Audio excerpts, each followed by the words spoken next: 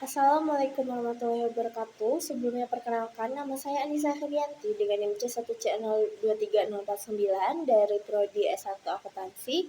Hari ini saya akan menjelaskan materi mengenai penelitian deskriptif dari mata kuliah metodologi penelitian. Langsung saja ke materi yang pertama mengenai pengertian penelitian deskriptif. Jadi, penelitian deskriptif ini merupakan suatu metode penelitian yang menggambarkan karakteristik populasi atau fenomena yang sedang diteliti. Sehingga metode penelitian satu ini fokus utamanya adalah menjelaskan objek penelitiannya. Sehingga menjawab apa peristiwa atau apa fenomena yang terjadi. Berikut ini beberapa pengertian menurut para ahli. Yang pertama dari Etna Widodo Muchtar. Definisi pertama disampaikan di tahun 2000 yang menyampaikan bahwa penelitian dengan metode deskriptif adalah metode riset yang digunakan untuk memperjelas gejala sosial melalui berbagai variabel penelitian yang saling berkaitan antara satu dengan yang lainnya. Etna juga menambahkan bahwa dalam penelitian yang dilakukan secara deskriptif untuk proses secara deskriptif, pihak peneliti tidak perlu menyusun hipotesis. Hal ini dikarenakan kegiatan penelitian yang dilakukan untuk proses pengujian dan penulisan hasilnya baru dilakukan setelah terjun langsung di lapangan. Yang kedua ada dari Hidayat. Menurut Hidayat di tahun 2010 menjelaskan bahwa penelitian metode deskriptif adalah sebuah penelitian yang luas dalam penggunaan data-datanya. Maksud luas di sini itu yaitu lebih condong pada analisa yang panjang dari ujung awal sampai akhir. Peneliti yang memutuskan untuk melakukan penelitian dengan metode deskriptif kemudian dituntut untuk memiliki komitmen yang kuat, yakni dari segi teori maupun ketika sudah terjun langsung di lapangan. Sebab seperti yang tadi dijelaskan, menurut Hidayat metode penelitian ini butuh analisa yang panjang. Baik, yang ketiga ada Punaji. Punaji juga menyampaikan pendapatnya dalam mendefinisikan metode deskriptif. Menurut Punaji ini, penelitian metode deskriptif merupakan metode riset yang bertujuan untuk menjelaskan secara spesifik peristiwa sosial dan alam. Penjelasan secara spesifik ini kemudian membuat penjelasan hasil penelitian lebih kompleks. Data di dalam metode deskriptif ini lebih variatif, yakni bisa berupa angka dan juga dalam bentuk kata-kata. Sehingga jenis data yang digunakan bisa memakai angka yang umum digunakan dalam penelitian kuantitatif dan kata-kata pada penelitian kualitatif. Selanjutnya ada Sukma Dinata. Melalui bukunya, Sukma Dinata di tahun 2006 menjelaskan bahwa definisi dari penelitian dengan metode deskriptif adalah karakteristik penelitian yang mengungkapkan secara spesifik berbagai fenomena sosial dan alam yang ada di dalam kehidupan masyarakat. Kata spesifik dalam definisinya dimaksudkan untuk menyebutkan pada aspek hubungan, dampak, dan penyelesaian dari kegiatan penelitian, sehingga peneliti bisa memilih salah satu untuk dijadikan fokus dan kemudian dijelaskan secara spesifik dalam laporan penelitian. Selanjutnya ada dari Sugiono. Sugiono ini menyatakan bahwa penelitian deskriptif merupakan penelitian dengan metode untuk menggambarkan suatu hasil penelitian. Namun oleh Sugiono juga dijelaskan bahwa penggambaran ini tidak digunakan untuk menyusun kesimpulan penelitian secara umum. Masuk ke metode penelitian deskriptif, yang pertama itu ada metode survei. Jadi metode survei ini adalah di mana peneliti akan berinteraksi langsung dengan subjek penelitian atau subjek uji. Misalnya dengan menggunakan teknik kuesioner yang wajib diisi subjek dan juga melakukan jejak pendapat. Yang kedua ada metode deskriptif kesinambungan. Jadi metode ini merupakan metode penelitian deskriptif dengan melakukan pengamatan dan pengumpulan data secara berkelanjutan atau terus-menerus, sehingga data penelitian sifatnya ini lebih detail dan menyeluruh. Yang ketiga ada penelitian studi kasus. Studi kasus ini di mana penelitian dilakukan dengan cara berfokus pada suatu objek penelitian. Pada metode ini, peneliti bisa saja terlibat langsung maupun tidak langsung dengan subjek uji.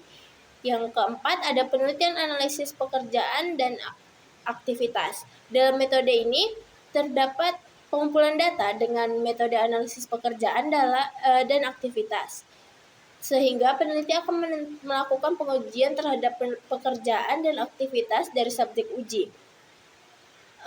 Tujuannya adalah untuk mengetahui aktivitas dan pekerjaan manusia secara terperinci.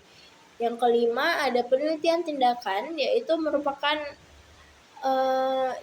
metode yang fokus utamanya adalah bertujuan meninggalkan mutu dan bisa juga bertujuan untuk memecahkan suatu masalah. Yang keenam, ada metode penelitian perpustakaan.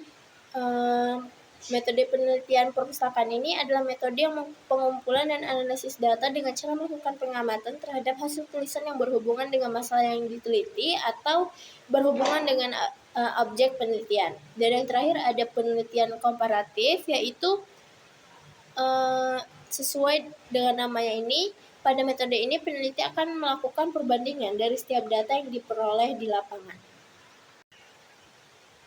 Masuk ke materi selanjutnya mengenai ciri-ciri penelitian deskriptif. Yang pertama itu mendeskripsikan variabel. Ciri-ciri yang pertama adalah mengenai variabel utama di dalam metode penelitian yang kemudian dideskripsikan secara mendetail. Yang kedua, terdapat hubungan sebab akibat. Yang kemudian itu oleh peneliti disajikan secara mendetail. Yang ketiga, hasil penelitian disajikan sesuai data. Penelitian dengan metode deskriptif kemudian menyajikan hasil penelitian dengan data yang sesuai dengan fakta. Yang keempat, data dikumpulkan pada periode tertentu. Penelitian secara deskriptif kemudian menentukan waktu tertentu untuk melakukan pengamatan. Sebab data dari metode penelitian ini penting untuk dikumpulkan dan di periode tertentu.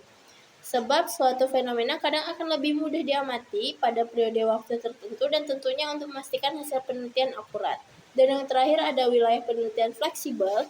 Pada penelitian dengan metode deskriptif, maka wilayah di mana ditentukan sebagai lokasi penelitian sifatnya fleksibel.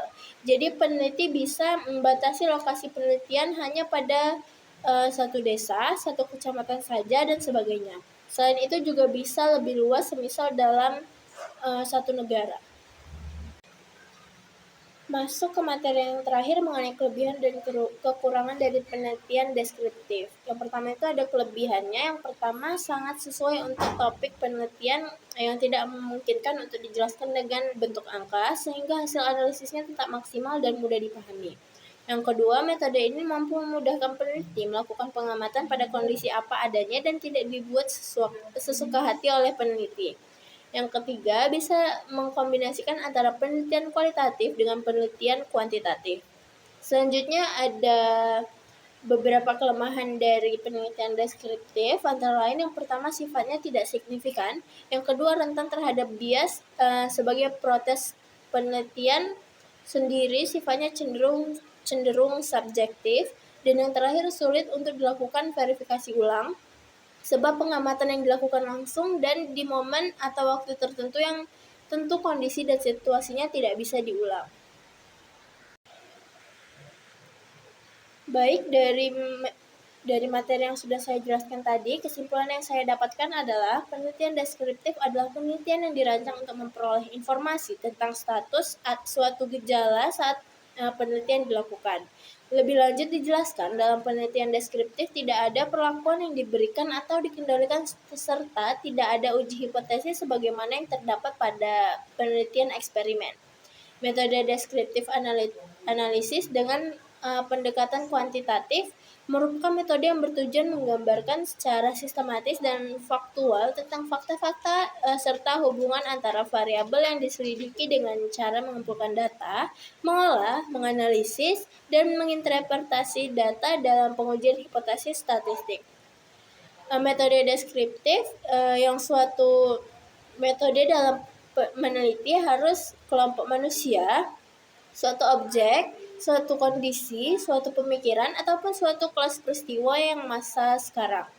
Penelitian lebih jauh mengenai apa dan bagaimana yang disebut dengan metode penelitian deskriptif ini akan menjadi lebih jelas bila kita melihat berbagai pandangan para pakar mengenai metode tersebut. Sekian materi yang dapat saya sampaikan mengenai penelitian deskriptif. Kurang dan lebihnya saya dalam penyampaian, saya mohon maaf. Wassalamualaikum warahmatullahi wabarakatuh.